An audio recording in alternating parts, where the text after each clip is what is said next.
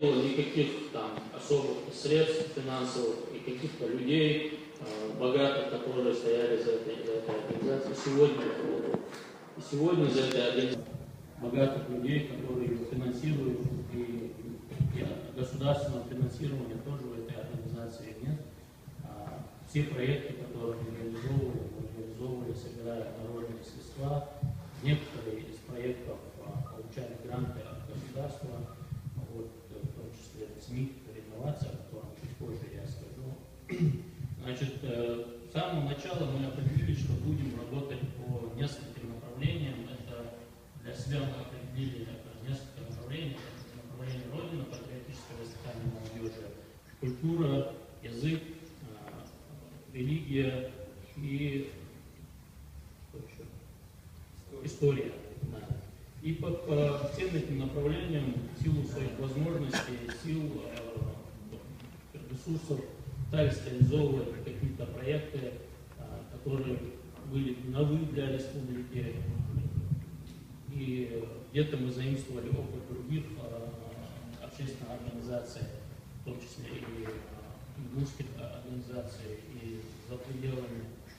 Вот. За эти годы вначале, конечно, было очень тяжело. Мы находились на маленьком офисе в Ковчеге, и в определенное время мы поняли, что нам там тесно, и сняли другой офис, более большой по размеру.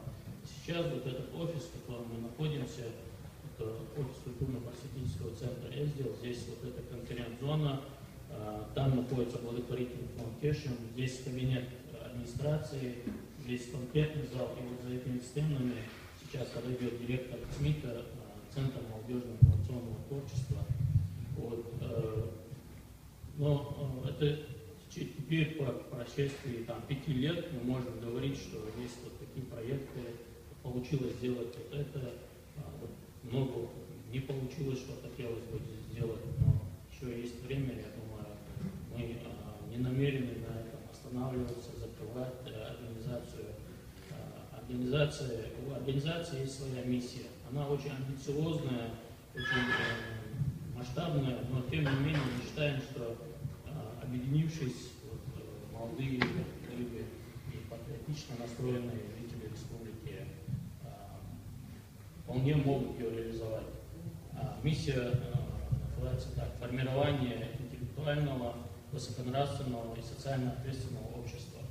Это очень сложная задача, поэтому вот по всем этим направлениям мы пытаемся реализовывать проекты в образовательной сфере, духовной сфере, социальной сфере.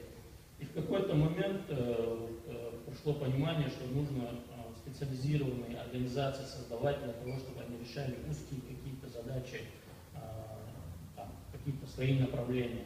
Таким образом, первый такой масштабный проект это школа лидеров. Многие из здесь присутствующих там участвовали. Мы провели 5 школ лидеров, по 100 человек, каждая почти по разным направлениям. И после проведения первой школы лидеров, на которой выступил председатель благотворительного фонда «Надежда» из Дагестана, участники этого форума зажглись этой идеей, очень понравилась работа этого фонда и предложили, давайте мы тоже создадим благотворительный фонд. И на самом деле, понимая, что для того, чтобы осуществлять благотворительность, нужны большие деньги, хотя бы не очень большие, но все равно какие-то средства, их у нас не было. Но тем не менее, объединив команду, сформировав правление, назначив директора, мы начали работу еще в том маленьком офисе. Сегодня благотворительный фонд Кешем уже практически о центре Эздел знают меньше, чем о фонде Кешем в республике, когда я там разговаривал. Сегодня прошло 3 года с лишним, как функционирует фонд, и у фонда очень много программ и благотворительных, и это склад, который в первой республике, куда люди приносят свои подержанные вещи, посуду, технику, мебель, а нуждающиеся забирают эти вещи для себя. Это и продуктовая ежеквартальная помощь для остро нуждающихся семей, которым просто невозможно по-другому помочь, им надо просто чтобы постоянно была какая-то продовольственная подушка. И это очень много проектов по социализации вот этих людей, потому что мы понимаем, что помощь можно оказывать бесконечно, и можно порождать иждивенчество. Но если мы не будем менять эту среду, если благотворительный фонд ставит перед собой задачу искоренения бедности вообще в республике совместно с другими благотворительными фондами, то здесь нужно подходить уже другие стандарты. И тогда было, с самого начала была вот эта выпущена программа, автоматизированная программа учета этих нуждающихся. Это тоже было новеллой для республики, потом мы это транслировали на другие субъекты. Сегодня фонд уже занимается такими проектами. Вот последний репортаж нашего телевидения мне очень понравился. Сюжет о том, как фонд занимается с детьми подопечных фонда. Это для девочек там, кружки рукоделия, там, вязание и так далее. Для мальчиков спортивные секции. И вот работа в этом ЦМИТе. Фонд привлек спонсора, который оплачивает все эти расходы, а фонд организует для этих детей вот эти курсы. Для них это очень важно, потому что на самом деле они не могут посещать такие кружки, секции. Они зачастую, многие из них не могут школу посетить, потому что не бывает школьных принадлежностей. Фонд в этом вопросе тоже очень часто помогает, каждый год помогает, есть проект «Дорога в школу». Вот фонд находится вот здесь, если кому-то интересно, можно пообщаться, здесь сидит председатель правления фонда Тешин Хасан Нагиев. Следующим проектом, самостоятельным проектом, который мы запустили, это было, инициировали волонтерское движение, сподвижники добра мы его назвали. И сегодня вот это волонтерское движение помогает самому фонду реализовывать проекты, так и самостоятельные проекты ведет различные и объединяет в своем составе около 200 волонтеров, которые приходят в том числе на развоз продуктов, когда по первому кругу, и принимают активное участие в благотворительной деятельности. Дальше была организация, которую мы подключились, она существовала на бумаге, это Ассоциация молодых предпринимателей. Мы после проведения, по-моему, 4-й школы лидеров взяли за эту организацию. Эта школа лидеров была посвящена навыкам предпринимательства, и вот здесь было озвучено проблему предпринимательства. Ахмед возглавил эту ассоциацию молодых предпринимателей. И сегодня эта ассоциация тоже является отдельной самостоятельной организацией, у которой офис находится на улице Муталиева. Сегодня в этой организации очень много проектов, которые они реализовали, тренинги, семинары для предпринимателей, бизнес-кейсы, сопровождение бизнеса, консалтинг. И первый в республике тоже проект, который они запустили, это коворкинг-центр. Это для тех бизнесменов, которые не могут себе позволить отдельный офис, они арендуют место, и как одной семье там предприниматели потом участвуют в тренингах, семинарах и так далее. Вот, находится в торговом центре ТАК, коворкинг-центр «Метро», станция метро называется. Далее мы подали заявку на участие в гранте Министерства экономики Республики Ингушетия на открытие Центра молодежного инновационного творчества и выиграли этот конкурс. И на эти деньги был создан этот центр, который не только в Республике первый был, а на Кавказе, из Кавказской республики, первый центр молодежного инновационного творчества. И это оборудование, которое стоит,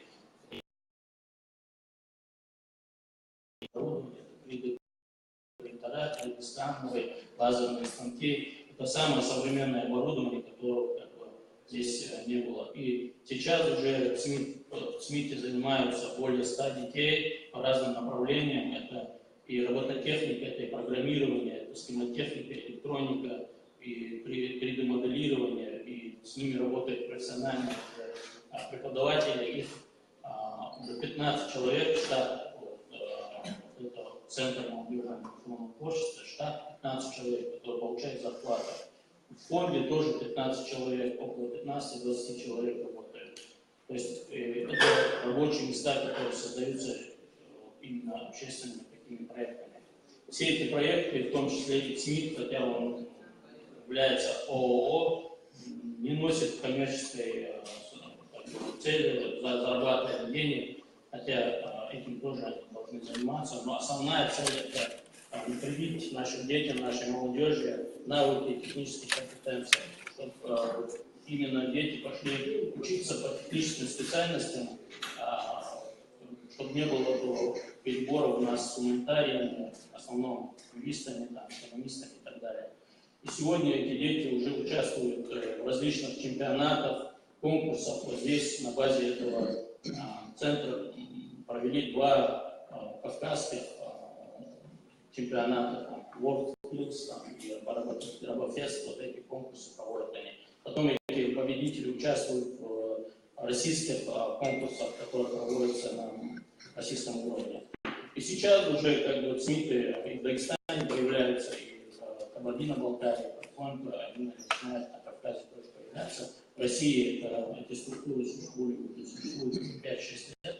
Но вот это направление техническое, оно вообще новое для нас. Мы немножко отстаем, немножко, если так есть говорить, отстаем очень серьезно в технической специальности, в техническом направлении.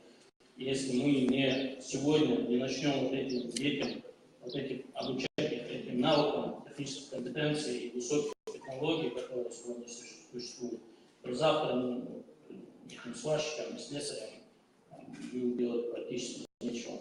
Нужно осваивать новые технологии, новые профессии. И для этого мы вот этот СМИ создали, и он успешно функционирует. В этом году уже СМИ открывает 4 филиала. В Сунже филиал, в лицее уже филиал существует, там отдельно обучение идет. Планируется открытие в Малгобеке в этом году, в Карабулаке и в Магасе. 4 филиала будут СМИ.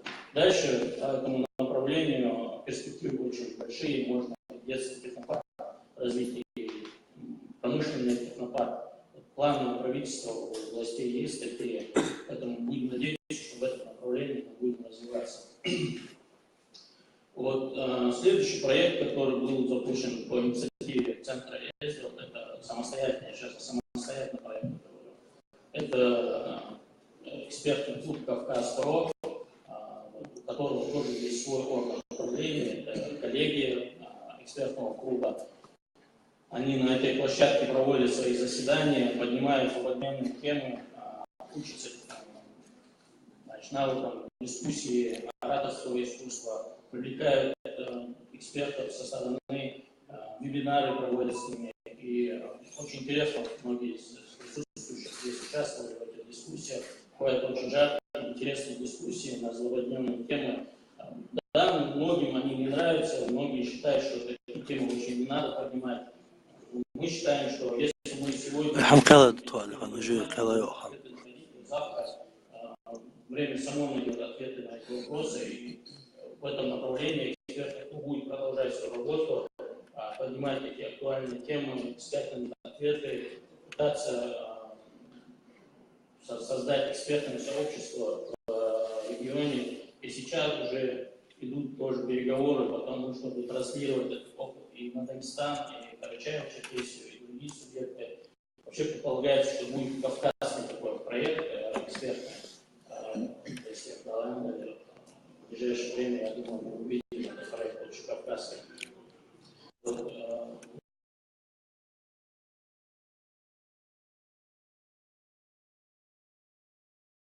самого центра ЕСДО